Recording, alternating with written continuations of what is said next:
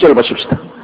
가로되 내가 만일 하나님의 아들이여든 뛰어내리라 기록하였으되 제가 너를 위하여 그 사자들을 명하시리니 저희가 손으로 너를 받들어 발이 돌에 부딪히지 않게 하리라 하였더라.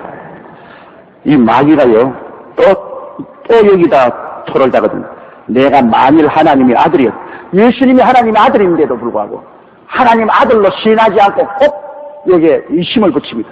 네가 하나님의 아들인 것을 증명하라. 예수님이 하나님의 아들인 것을 증명할 필요 없습니다. 예수님은 그 사실을 스스로 알고 있는데 왜 증명할 필요가 있어? 그런데 꼭 내가 하나님의 아들이었던 그렇게 말합니다. 여러분, 하나님은 절대로 하나님 자신을 증명하지 않습니다. 하나님이 계시는데 뭘 왜 증명을 해요? 하나님은 하나님이신데 하나님 자신을 위해서 변명하지 않습니다. 우리도 그래요. 하나님을 증명하려고 달아들 필요 없습니다. 하나님을 위해서 변명할 필요 없어요. 하나님은 천지를 지으신 하나님이 계신데 우리는 하나님이 있는 그대로 우리가 전달할 따름이죠. 증명하려고 애를 쓰고 변명하려고 애쓸 필요가 없습니다. 우리 꼭 여기 마귀는 와가지고서 네가 하나님의 아들이거든 뛰어내리라. 그러고 난 다음 성경까지 인용해요. 여러분, 마귀도 성경을 인용합니다. 그러나 진실되이 믿음으로 인용하지 않기 때문에 이것은 마귀가 하나님 말씀을 도적질한 것입니다. 아무 힘이 없습니다. 이게 시편 91편 11절로 12절에 있는 말씀입니다.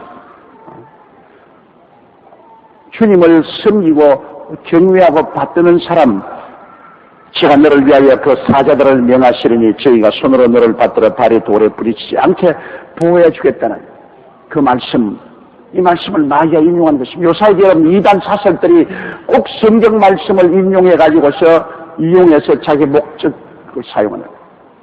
우리는 하나님 말씀에 깨어주고 복종해야지. 하나님 말씀을 자기의 목적을 달성하기 위해서 이용하면 안 되는 것입니다. 하나님 말씀을 이용하면 안 돼요. 성경에는 요구절, 조구절을 뽑아내가지고서 자기 생각을 세우기 위한 증명서로 만들어서는 절대로 안 됩니다. 하나님을 이용하면 안 돼요. 하나님 말씀도 이용하면 안 돼요. 하나님 말씀을 우리는 그대로 순종해야 돼요. 하나님 말씀이 우리 앞에서 인도하고 이끌어가는데 우리는 그 말씀의 뒤에 순종하고 따라가야지. 내가 앞서가면서 하나님 말씀을 줄줄 끌고 이리 끌고 저리 끌고 하나님 말씀을 덩어리에 줄줄줄 따라가 깡통 끌듯이 끌고 가면서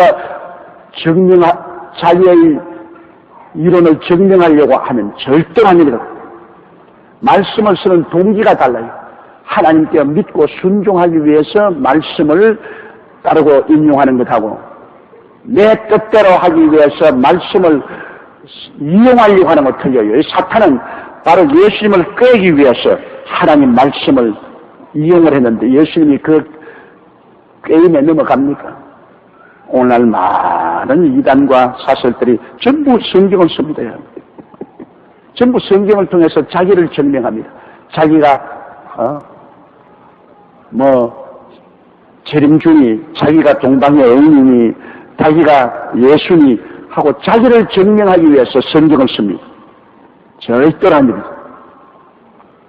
우리는 말씀 앞에 무릎을 꿇고 말씀이 인도한 대로 따라가야만 되겠습니다.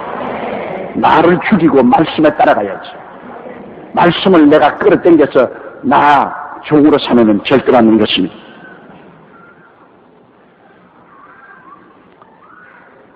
그래서 안목의 정욕, 모든 사람 앞에서 아주 인기를 얻고 칭찬을 받고 박수갈채를 받도록 그렇게 예수님을 유혹했는데요. 7절 봅시다. 예수께서 이르시되 또 기록하였으되 주 너희 하나님을 시험치 말라 하시라 한데 신명기 6장 16절에 있는 말씀인데 예수님께서 그 말씀을 그 자리에서 인용을 하셨습니다. 예수께서 이르시되 기록하였으되 주 너희 하나님을 시험치 말라 하였느니라. 하나님이 정말 나를 붙들어 줄 것인가 안 붙들어 주실 것인가, 그 하나님을 시험하지 말란 말이에요. 하나님이 말씀하시면 하나님을 믿고 순종하면 그대로 이루어지는 것이지 하나님이 할는지 안 할는지 모르겠다, 그 시험할 수는 없는 것입니다. 옛날에 내가 어릴 때 우리 집 대청마루가 있는데 이런 높은 대청마루가 있고 이제 저 세면도 바닥이 있고 그 뒤에 이제 마당인데 우리 아버님께서 저보고서 저쪽 앉으셔가지고서 용기야 자 내가 안아줄게 뛰어내려 그러시더라고요. 그래 내가 하나 둘 나 못해 그러니까 네가 아버지를 못 믿니 뛰어내려. 그래 내가 가만히 생각 만일 뛰어내렸다가 아버지가 실력이 없어가지고 나를 못 받는 날이면 난 무릎 다 까진단 말이야. 그래도 아버지가 자꾸 뛰라고 해서 또 하나 둘 나 못해. 나 기어코 못 뛰어내렸어요. 왜냐? 아버지의 사랑을 못 믿은 것이 아니라 아버지의 실력을 못 믿은 것입니다. 우리 아버지가 반드시 나를 받아주겠는데 그러나 실력이 모자라서 미쳐 뛰어와서 못 받나라면 내 무릎이 까지기 때문에. 그러나 우리 하나님 아버지께서 뛰어내려 하나 둘 에이 그걸 뛰어내릴 수 있는 것은 우리 하나님은 우리를 사랑할 뿐 아니라 실력도 있기 때문인 것입니다. 하나님의 말씀은 하나님께서 반드시 이루기 때문에 하나님 말씀을 시험해 볼 필요가 없는 것입니다. 하나님 말씀은 살았고 운동력에 있어 좌우의 말씀 어떤 견보다 예리하여 혼과 영감 및 관절과 골수를 짜게 합니다. 유대인들이 자기 자식들을 교육할 때도 꼭 그거 씁니다. 높은 데에 던져놓고서 뛰어내려 아버지가 잡아준다. 하나 둘 딱 뛰면 아버지가 싹 돌아서 버립니다. 그럼 떨어져가지고 무릎이 까고 말이야 상처 입어서 아버지 왜 거짓말을 해. 그거 봐라. 네 애비도 믿지 마라. 그게 교육입니다. 네가 세상에 나갈 때 네 애비 말도 믿지 마라. 응? 그러기 때문에 유대인들이 철저히 장사꾼입니다. 좌우간 유대인들하고 일을 하면 말이죠. 여러분 피에 창자까지 다 도와먹습니다. 보통으로 생각하면 안 돼요. 구원받은 유대인 아니고는 나도 유대인에게 어떻게 당했던지 아주 그냥 소름이겠죠. 그럴 정도로 교육을 시킨다고 애들 보고 뛰어내려서도 안 바라주니까 아버지 왜 이러니까 너희 애비 말도 믿지 마라. 그럴 정도로 철저히 생존 경쟁에 살아남을 길을 가르치는 것이 그들의 교육 중에 하나라고 제가 들었었습니다. 그런데 우리 하나님은 우리가 시험하면 안 돼요. 하나님 말씀이 진짜냐 가짜냐 하나님 말씀이 참이냐 거짓이냐 이런 것을 시험하면 그거는 그런 모독스러운 것이 없어요. 하나님은 사람에게 시험을 받을 수 있는 그러한 대상이 안 돼요. 하나님은 절대적인 하나님인 것입니다. 하나님 말씀 안 맞으면 끝입니다. 살든지 죽든지 흥하든지 망하든지 성하든지 쇠하든지 주의 말씀 그대로 할렐루야 믿습니다. 따라가는 것입니다. 하나님 말씀을 의심하는 것은 그는 큰 모독입니다. 사탄이 예수 그리스도에게 하나님 말씀을 시험하도록 만들었는데 예수님이 하나님 말씀을 시험하지 말라. 나는 그게 뛰어내려가지고서 사람들에게 하나님이 와서 발을 받쳐주므로 모든 사람들이 보고 이야 이거 굉장하다. 저 높은 데서 뛰어내려도 발이 돌에 부딪지 않게 하나님이 천사를 보내서 싹 빨아줬구나. 이야 이 사람 보통 사람 아니다고 박수갈채를. 그래서 하나님 아들로 정령되고 하나님이 사랑하는 사람으로 정령하게. 이건 하나님 시험하는 것이다. 그거 안 해도 하나님 아들인 것은 뭐 하나님이 너는 내 사랑하는 아들이라고 이미 말씀을 했는데 그걸 믿지 않고 의심을 하고서 다시 한번 시험을 해보는 이런 일은 있을 수가 없다. 안목의 정욕을 단호하게 배척해버리고 말한 것입니다. 그 다음 8절에요. 마귀가 또 그를 데리고 지극히 높은 산으로 가서 천하 만국과 그 영광을 보여. 바로 이 말씀을 볼 때 내가 하나님께서 저 마귀가 환상 가운데 예수님을 시험했다는 것을 볼 수 있습니다. 왜냐하면 지극히 높은 산에 가서 천하 만국과 그 영광을 볼 수 있는 지극히 높은 산은 없습니다. 지구가 둥근데 에베레스트 산에 올라가도 온 마귀가 또 그를 데리고 지극히 높은 산으로 가서 천하 만국과 그 영광을 보여. 바로 이 말씀을 볼 때 내가 하나님께서 저 마귀가 환상 가운데 예수님을 시험했다는 것을 볼 수 있습니다. 왜냐하면 지극히 높은 산에 가서 천하 만국과 그 영광을 볼 수 있는 지극히 높은 산은 없습니다. 지구가 둥근데 에베레스트 산에 올라가도 온 천하 만국의 영광을 볼 수는 없어요. 그러므로 실제적인 것이 아니라 예수님이 기도하실 때 마귀가 와서 환상 중에 예수님을 시험하고 있는 것입니다. 환상 중에 예수님을 높은 산으로 데려가서 천하 만국의 영광을 다 보여. 미국의 영광, 소련의 영광, 일본의 영광, 온 천하 만국의 영광을 다 보여주면서 욕을 한 것입니다. 이것은 뭐냐? 이생의 자랑입니다.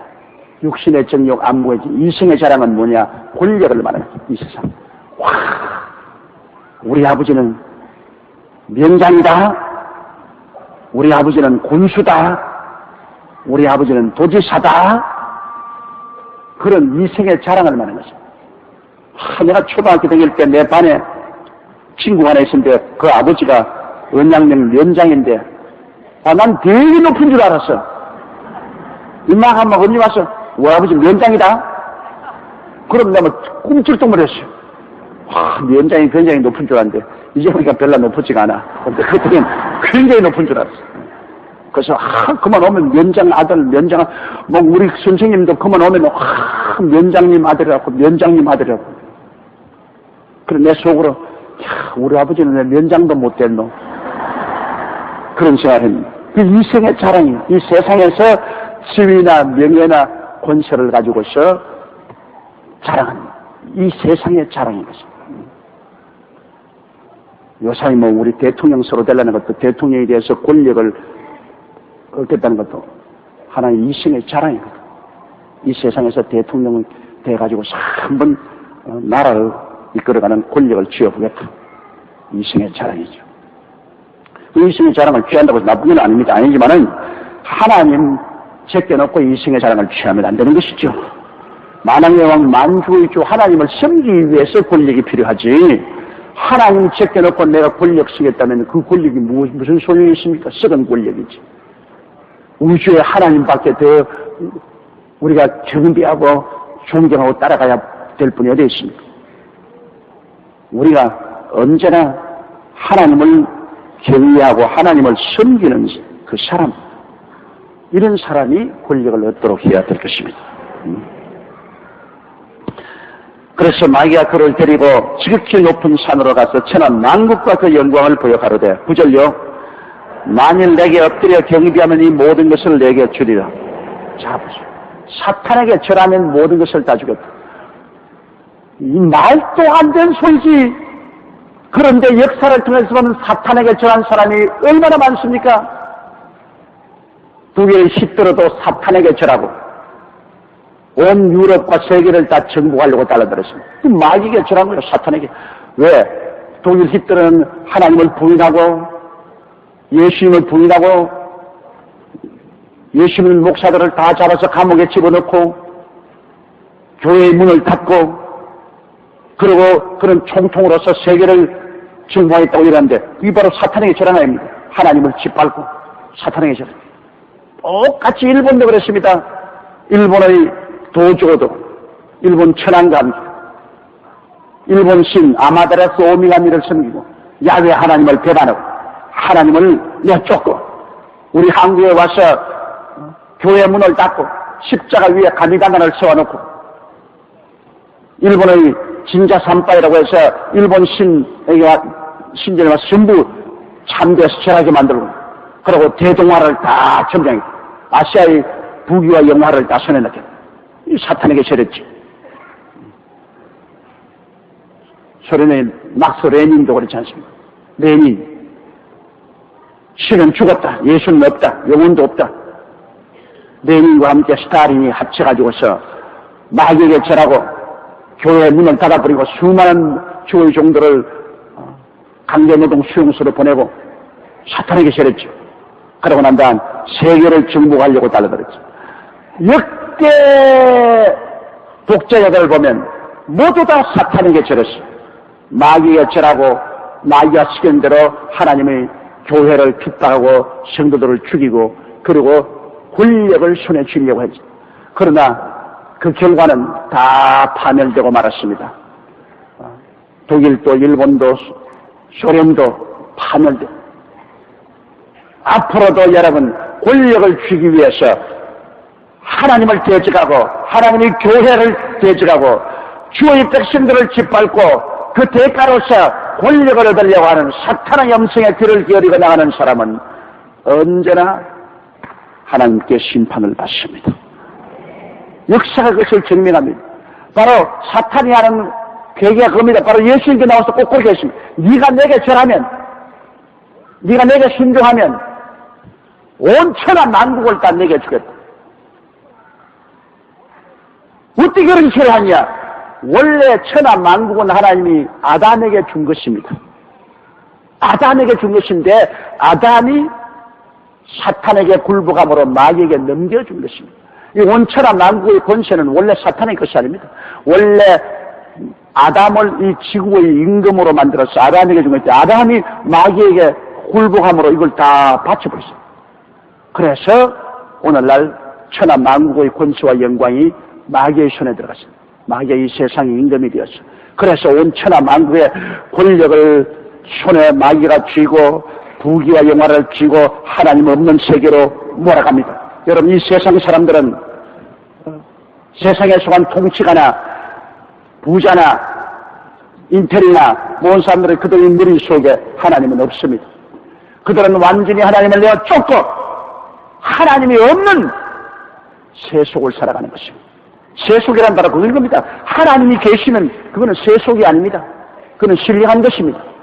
그런데 하나님을 그들의 생각에서 내어 쫓아버리고 그들의 가정에서 내어 쫓아버리고 그들의 사업에도 내어 쫓아버리고 그들의 정치에도 하나님은 내어 쫓아버리고 오직 세속만 꽉 들어찼습니다. 세속이라는 것은 바로 사탄의 세계입니다.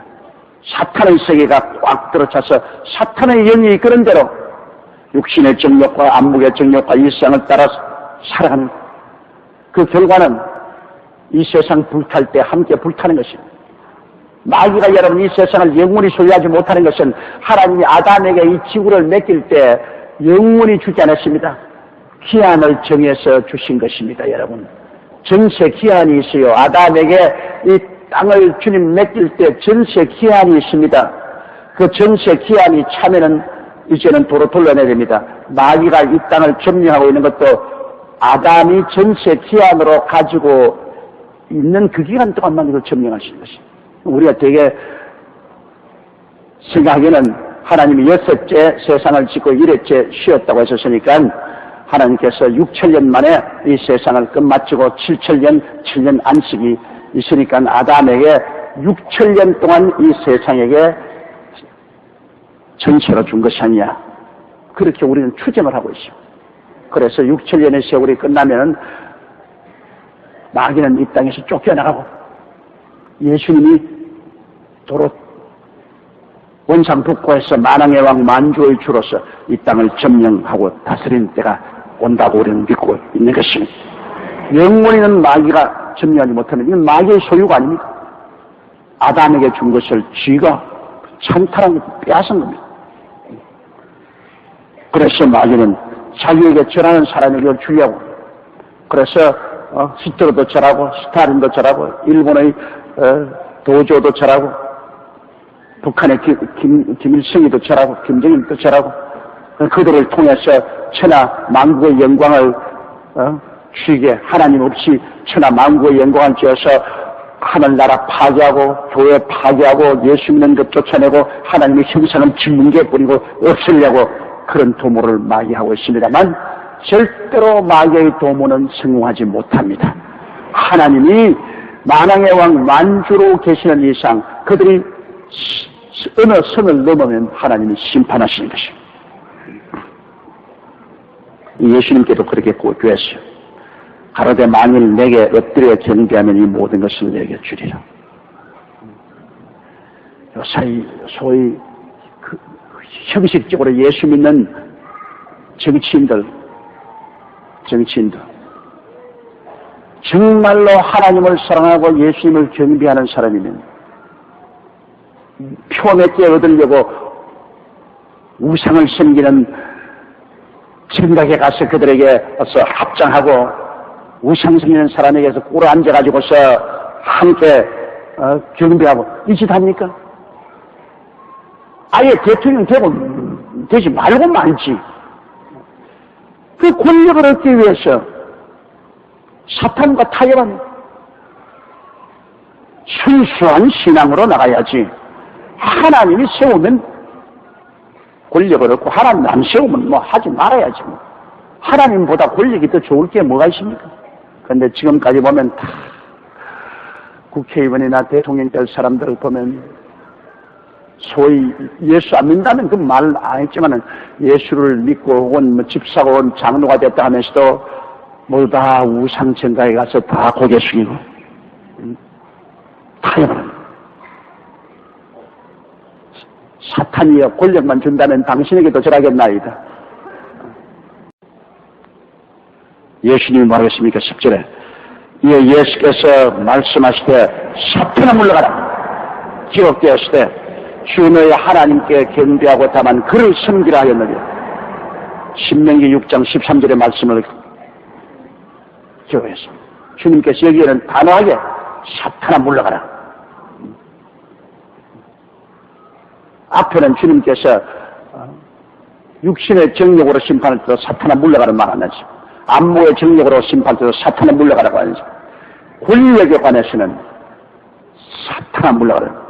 왜냐하면 권력의 유혹이란 얼마나 큰지 말로 다 알 수 없어요. 무슨 유혹보다도 권력의 유혹이 더 큽니다. 사람이 권력에 한번 맛을 들여놓으면 절대로 안 오려고 합니다. 그러므로 국회의원 한번 하고 난 다음에는 폐인되지 않습니다. 한번 국회의원 권력을 맛보고 난 다음에는 나중에 낙선돼도 그거 도로하려고 2번, 3번 하다가 폐가 망신하지 않습니다.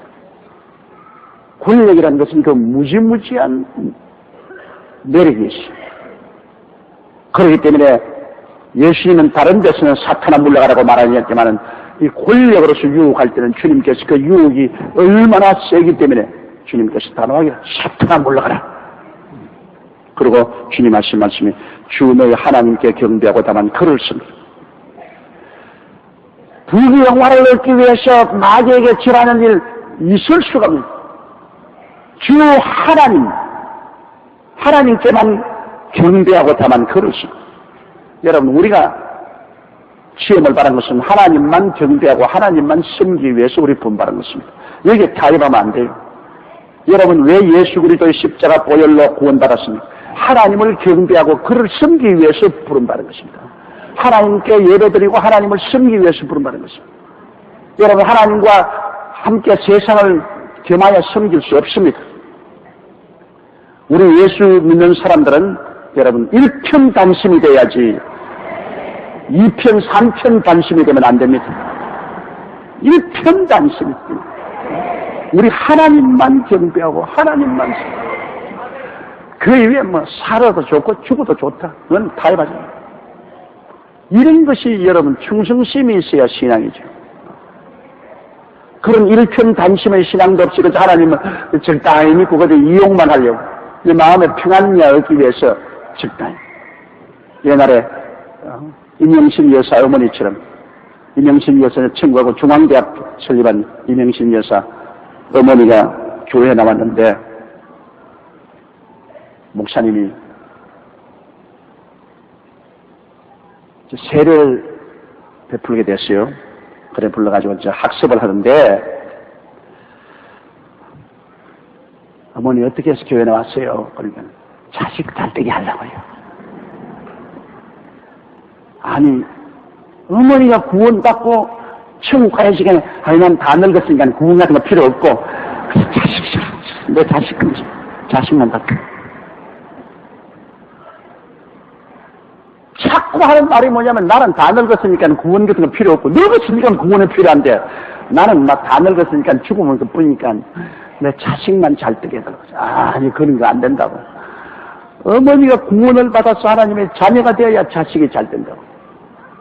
그래서 실컷 가르쳐서 그 다음에 세례 문답 받을 때 어머니 어떻게 대답하냐면은 예수님이 누구 죄를 위해서 죽었노? 그렇게 묻거들랑 내 죄로 말미암아 죽었습니다. 그렇게 말씀을 하세요.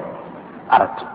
그래 이제 노회 시험관이 와가지고서 할머니 예수님이 누구를 위해서 누구 죄를 위해서 죽었습니까? 우리 목사님 죄를 우리가 죽었습니다.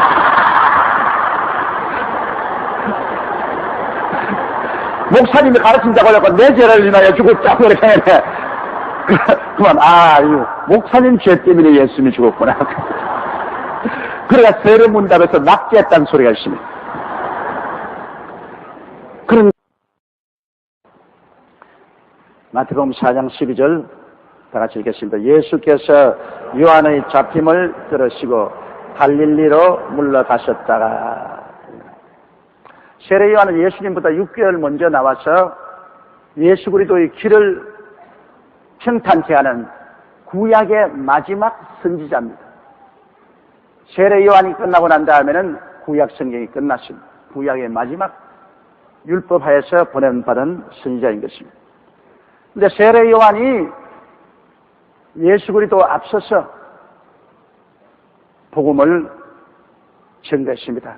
예수께서 오셔서 구원을 할 것이라는 것을 그는 복음을 전했으면 세례 요한이 이제 갈 때가 왔습니다. 복음을 전할 때가 있으면 또 이제는 갈 때가 온 것입니다. 세례 요한이 그리스도를 모든 백성들에게 성공적으로 소개했습니다. 예수님이 요단강에서 세례 받으시고 하늘의 문이 열리고 비둘기같이 성령이 임하시고 그리스도가 이제 복음 전도를 시작하자 세례 요한의 사명이 끝났습니다. 여러분 사명이 끝나면 사라지는 것입니다. 혹시 또 그렇잖아요. 열매를 맺고 난 다음에는 그 다음 시들어져 죽습니다. 옷도 자기 기한이 끝나면 시들어지는 것입니다. 세례 요한도 자기 사명이 끝나면 이제는 떠나갑니다. 그런데 그 떠나가는 방법이 여러 가지가 있어요. 세례 요한은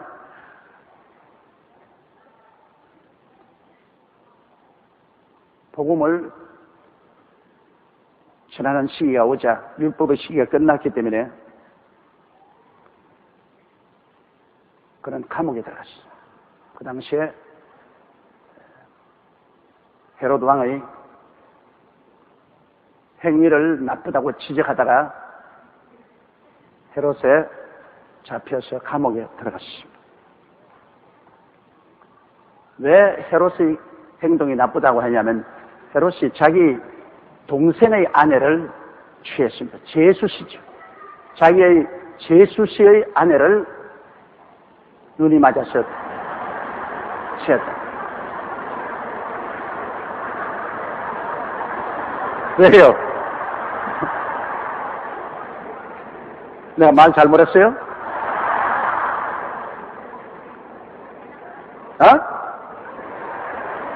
헤로디아. 그 헤로디아는 바로 자기 동생의 아내입니다. 그런데 그 어떻게 불법으로 동생의 아내를 취해서 자기 아내로 사느냐? 그것은 아주 있을 수가 없다. 그래서 굉장히 꾸짖었습니다. 그러니까 헤롯이 화가 나가지고서 그를 잡아서 감옥에 집어넣어 버리고 말한 것입니다. 그가 결국 감옥에서 나중에는 참령을 당해서 목이 날아갔습니다만 그 가만히 보면 하나님께서 여러분 사용하는 주의 종을 그 기간이 다 끝나고 나면은 옮기시는데 하나님이 옮기실 때는 우리 인간의 생각과는 너무나 달리 인간으로 볼 때는 너무나 비참할 정도로 그의 사역을 끝마치겠다는 것입니다. 그걸 볼 때 내가 보기에는 하늘나라는 이 땅보다 너무나 좋기 때문에 이 땅에서는 어떻게 죽어도 상관이 없다 그 말인 것입니다. 여러분. 하늘나라가 없으면 모르겠는데 하늘나라 상급이 너무나 크고 좋기 때문에 이 땅의 사명이 끝나면 그가 칼에 맞아, 순교를 당하든 자동차 사고로 가든 병이 들어가든 밥을 너무 많이 먹고서 그냥 떠다니든 자, 이 땅에 떠나는 데서 하나님이 관심이 없는 것입니다. 뭐 이 땅에 떠나는 그 장면이 장엄하고 거룩해야 된다는 것이 없어요. 너무나 하늘나라 영광스럽고 좋기 때문에 어떻게 와든 걸어오든 넘어지고든 기어오든 그저 오기만 오너라. 하늘에 들어오면 걸어서 하나님이 그곳에서 상급을 예비하시고 축복을 주시기 때문에 이 땅에서의 죽음에 관해서는 하나님이 그렇게 개의치 않은 줄로 생각하고 있습니다. 그래서 보면 내 생각으로는 예수 그리스도를 소개한 최후의 선지자요 여인이 낳은 사람 중에 가장 위대한 인물이라고 예수님이 칭찬했는데 이 사람이 죽을 때도 엘리야같이 뭐 불술에 타고 올라가든지 하나님의 장엄한 능력으로 올라갔으면 좋겠는데 그렇지 않고 그는 순교를 당했습니다. 감옥에서 끌려나와서 목베임을 받았습니다. 거기에서 또 우리 한 가지 또 느껴야 될 것은 사람은 이 땅에 태어나서 사명이 끝나면 가는 겁니다. 이 땅에 우리가 태어난 것은 다 우리에게 크고 작은 하나님이 사명을 준 것입니다. 그 사명이 끝나면은 더 이상 이 땅에 머물러 있을 필요 없어요. 여러분 꽃들도 보십시오. 같은 꽃 어디 있어요? 다 국화꽃도 다르고 그리고 장미꽃, 찔레꽃 그리고 봉선한 할머니꽃, 며느리 바풀꽃 온갖 꽃이 다 달라요. 근데 그 꽃들도 다 자기 사명을 다하면 다 시들어져 죽어요. 자기 사명이 있어. 며느리 바풀꽃 같은 거 아무도 몰라줘도 그 사명이 있어, 자기. 그러므로 사람은 이 땅에서 사명이 끝나면 가는 겁니다. 사명이 있으면 계속 있는 것이고. 저도 늘 그렇게 생각해요. 조영기 목사가 이 강단에 늘 서서 복음을 전하는데 내가 이 땅에서 하나님이 주신 사명이 끝나면은 한시 앞에 가야 돼요. 사명이 끝난 사람이 여기에서 구질구질하게 남아있을 필요가 없어요. 밥 한 술이라도 더 죽일 필요가 없어요.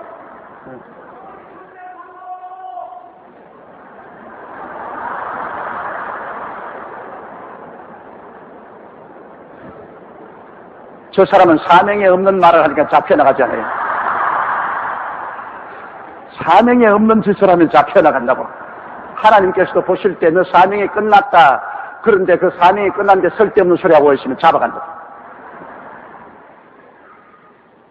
예수 그리스도의 복음 전거 신약 시대가 들어오고 구약의 사명이 끝나니까 하나님께서는 단호하게 세례 요한을 붙잡아서 목을 베어서 데리고 가셨습니다.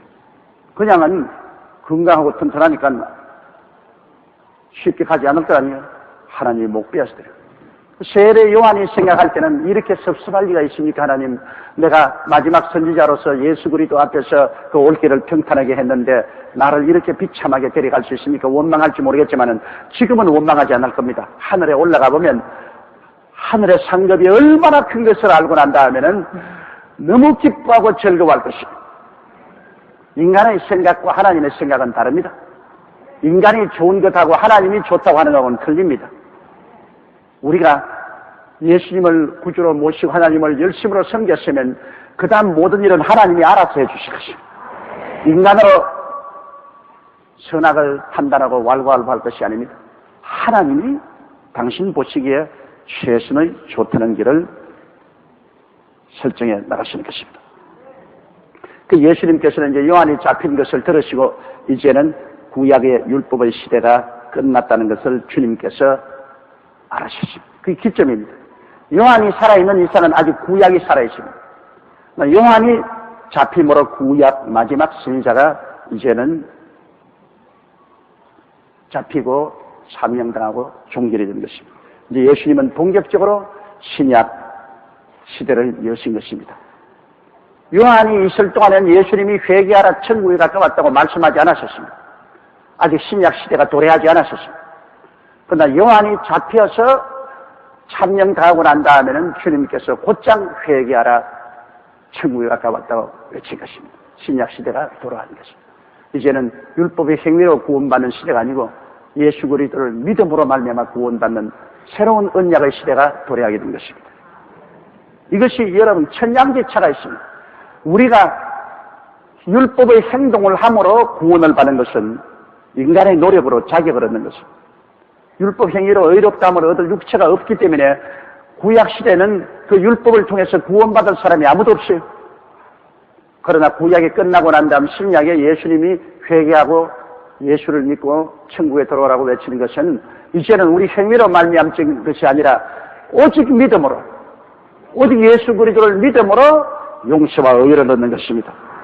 그렇기 때문에 누구든지 구원을 받을 수 있습니다. 구약에 누구든지 구원받을 수 없어요.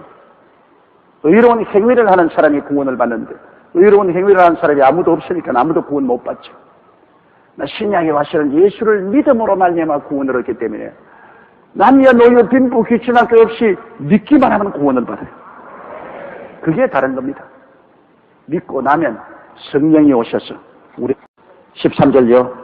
나사렛을 떠나 스불론과 납달리 지경 해변에 있는 가버나움에 사시니, 이 가버나움은 바로 갈릴리 호수 곁에 있습니다. 여러분께서 갈릴리에 가본 사람은 아시겠지만은 갈릴리 호수 곁에 가버나움이 있습니다. 그 가버나움 사람들은 마음이 착하고 예수님을 잘 믿었어요. 예수님이 태어난 나사렛 동리는 예수께서 금식을 하고 돌아오시니까 그리스도를 배반했어요. 나사렛 회당에서 예수님이 복음을 전가하고 난 다음 회당 사람들이 다 일어나서 예수님을 언덕으로 몰아쳐 죽이려고 했습니다. 그러나 예수님이 가버나움에 오시니까 가버나움의 사람들은 전부 예수님을 환영하고 받아들였습니다.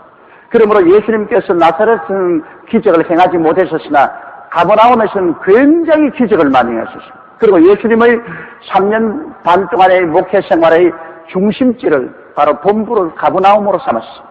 다 같은 갈릴리 지역이었지만은 여러분 동리마다 그 성격이 달라요. 나사렛에서 동리들은 예수 그리스도에 대해서 굉장한 시기와 질투심을 가졌습니다. 그리고 예수 그리스도를 비평했었습니다. 자기 아버지도 여기 있고 어머니도 여기 있고 자기 형제도 여기 다 있잖아요. 지가 뭐라 큰 소리 하냐.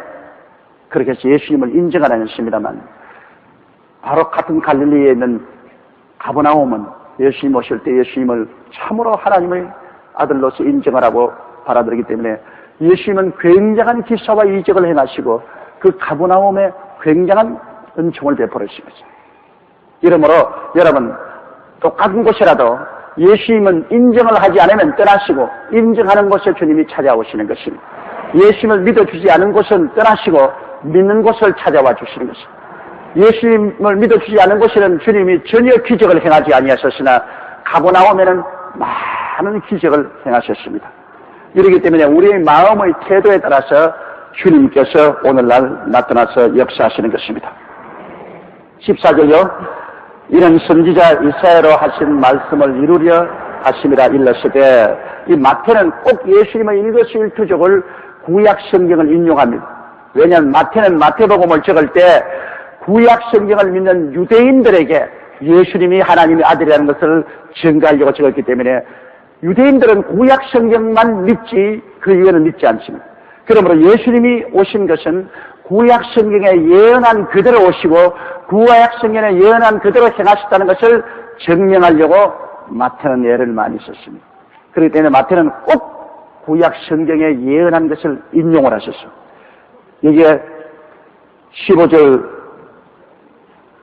이하에 보면은 스불론 땅과 납달리 땅과 요단강 저편 해변의 길과 이방의 갈릴리여, 흑암의 안전 백성이 큰 빛을 보았고 사망의 땅과 그날의 안전 자들에게 빛이 비치었도다 하였느니라. 이건 이사야 9장 1절로 2절에 기록된 예언의 말씀인데, 예수님께서 갈릴리 지역에 와서 복음을 전가할 것을 예언을 한 것입니다. 예수님은 큰 구원의 빛이 아닙니까? 영적으로 어둡고 캄캄한 마귀가 점령한 이 땅 위에 예수님은 구원의 큰 빛으로 오셔서, 예수님이 오셔서 하나님을 그 빛 가운데서 보여주시고 예수님의 빛 가운데서 우리가 어디서 와서 왜 삶이 어디로 가는지를 알게 되고 구원의 도리를 보여주신 밝은 빛이 되시는 것입니다. 바로 예수 그리스도께서 이 갈릴리 일대에 다니면서 복음을 전가할 것을 이미 이사야는 예수님 오시기 700여 년 전에 예언을 하신 것입니다. 큰 빛이 세불론 땅, 납달리 땅, 요단강 저편 해변길과 이방의 갈릴리 흑암에 앉은 백성이 큰 빛을 보았고 사망의 땅과 그늘에 앉은 자들이 빛이 비추었다. 여러분, 예수 그리스도는 우리의 영적인 거대한 빛입니다. 어둠이라는 것이 얼마나 캄캄합니까? 이 시간에 이 전기불 다 껴버리고 여러분 문 닫아버리면 캄캄하죠. 여러분, 우리가 어디를 걸어갈지를 모를 정도로 캄캄해지는 것입니다. 그러다 빛이 비추면 이렇게 환하게 볼 수 있는 것입니다. 예수님 오시기 전에는 이 땅에서 우리가 왜 태어난지 몰랐습니다. 어두웠어요. 또 우리가 어딜 가는지 몰랐어요. 캄캄해요. 우리가 이 땅에 사는 이유가 무엇인지 그것도 몰라요. 캄캄해요. 뒤를 돌아봐도 캄캄하고 앞을 내다봐도 캄캄합니다. 우리 주위를 살펴도 캄캄해요. 알 수가 없어요. 그러나 예수님이 오시고 난 다음에 이게 다 밝아졌습니다. 그게 바로 예수님이 비친 것입니다. 예수님이 오시고 난 다음에 우리가 보니까 우리는 과거 아담과 하와의 혈통에서 태어나시나 범죄한 족속이요 하나님께 버림받은 자식들이요 죄와 저주와 절망과 죽음의 노예라는 것을 우리가 깨닫게 돼요. 우리 처지와 신분을 알게 됐어요. 예수님 오시기 전에는 우리 처지와 신분을 몰랐어요. 우리가 누군지를 몰랐어요. 그러나 우리의 처지와 신분을 알게 되고 그리고 예수님이 오셔서 비로소 저 미래를 알게 됐어요. 지옥이 있고 천국이 있는 것을 분명히 알았어요. 그 어둡고 캄캄한 곳에 빛이 비쳤죠. 하나님 아버지가 계시고 하나님이 영원한 천국을 예비해 놓으시고 예수님을 구주로 보낸 사실, 그리고 그걸 반대하는 사람은 영원한 지옥에 가는 그 진리의 빛을 비춰줘서 우리가 알게 됐다. 그 다음 우리가 어떻게 구원받을 것이냐, 그것도 예수님이 오셔서 그리스도의 십자가에 못 박여 몸짓고 피를 흘리심으로 그 예수 그리스도의 보혈의 공로를 믿음으로 말미암아 우리 죄가 다 용서를 받고 성령 받고 구원받는다는 사실을 알게 된 것입니다. 그러므로 이렇게 우리가 모르는 것을 깨닫게 해주는 것이 빛입니다, 여러분. 깨닫지 못하는 사람은 캄캄한 가운데 있지만은 깨닫는 자는 밝은 빛 가운데로 들어오게 되는 것입니다. 깨닫는 것 참 여러분 중요합니다. 난 놓고 기억자도 모르는 사람은 아무리 책을 봐도 뭔지 전혀 몰라요. 그러나 글을 공부해서 알면은, 깨달으면 그것에 무엇이 있는지를 알게 돼요. 이러므로 사람은 배워야 돼요. 배우면 깨닫게 되고 깨달으면 인생이 밝아집니다. 더 멀리 보고 깊이 보고 인생을 더 즐기면서 살아갈 수 있는 것입니다. 그건 사람이 배우면 깨닫게 되기 때문인 것입니다. 그런데 못 깨달으면 할 수 없어. 내가 우리 고향의 아래층에 있는 분인데 그분은 아버지가 상당히 부자였어요. 그래서 아들을 어쩐지 공부시키려고 애를 많이 써서 서당에도 보내고 학교도 보냈는데 이 사람은 절대로 학교 가라 해도 지게 지고 그냥 산으로 도망쳐버린 거죠. 참 팔자가 어찌할 도리가 없어. 그렇게 아버지가 공부하라고 서당에도 보내고 학교도 보내도 그냥 곧장 나가가 지게 지고 산으로 올라갔어. 그러니까 산에 가서 나무 해오고 풀 베어오는 것을 좋아하고 공부하는 것을 한사결단으로 싫어했어. 그래서 나중에 자기 친구들은 다 배워서 그래도 면숙이라도 하고 좀 더 발전된 삶을 하는데 이 사람은 너무나 가난하고 어렵게 살았어요. 우리 아랫집 흙집에 들어와서 살았는데 그 부인이 늘 하는 이야기가 내 기억이 납니다. 그 부인이 하는 말이, 저 양반 자기 아버지가 그렇게 공부시키려고 애를 쓰고 힘을 써도 밤낮지게만 지고 산으로 뛰어 올라가더니만 지 팔자만 망친 게 아니라 내 팔자조차 망쳤다. 내가 이런 사람에게 시집 와가지고서 내가 평생에 이렇게 가난하고 헐벗고 굶주리고 산 게 너무나 원통하다. 그렇게 늘 하는 말을 내가 어릴 때 늘 들었습니다. 그러므로 배울 때 배워야지, 배울 때 기간이 끝나고 나면은 배울 적이 없잖아요. 배워놓은 머리가 환한데 안 배워놓은 머리가 캄캄하죠. 캄캄해. 어두운 가운데 살지. 밝은 데서 살지 못해. 교육은 받아야 돼. 꼭 공부할 때 공부해야 되고, 배울 것을 열심히 배워놓으면 어디 가도 머리가 환해요, 머릿속이. 그래서 더 인생을 풍성하게 살아갈 수 있는 것입니다. 더구나 여러분, 예수 그리스도에 대해서는 절대로 듣고 깨닫고 배워야죠. 예수님을 우리가 모시고 나면은 우리의 영적인 세계가 환해져. 어둡고 캄캄한 이 영적인 세계에 환해져. 그래서 예수 믿고 난 다음 나는 어디서 와서 왜 삶이 어디로 가는지를 알게 되고 나의 삶의 모든 의미를 부여하고 해석을 할 수가 있는 것입니다. 빛이 비친 것입니다. 예수님은 우리의 영혼의 빛이 되시는 것입니다. 생명의 빛이 되시는 것입니다. 그러므로 여러분은 모두 다 빛을 받은 사람들이에요. 여러분 속에 영원한 빛이 비치고 있어요.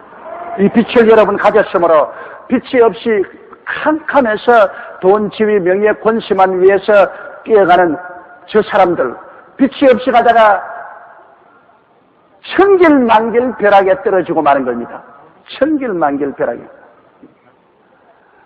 인생이란 것은 이 미끄러운 큰 벼랑을 걸어가는 것 같은데 한번 미끄러지면 천길만길로 떨어져서 영원한 지옥으로 떨어지는 것입니다. 빛을 받지 못하고 천방지축으로 어두운 데를 뛰어가고 있는 것입니다. 그러므로 우리 그들에게 붙잡고 빛을 받아라. 예수를 믿고 빛을 얻어라. 빛이 마음에 비치면 삶의 길이 환해지고 어리석은 길로 걸어가지 않게 됩니다. 빛을 받아라. 그것을 우리가 늘 외치고 전도해 주는 것입니다. 예수를 얻으면 빛을 얻게 되고 예수를 버리면 어둠 속을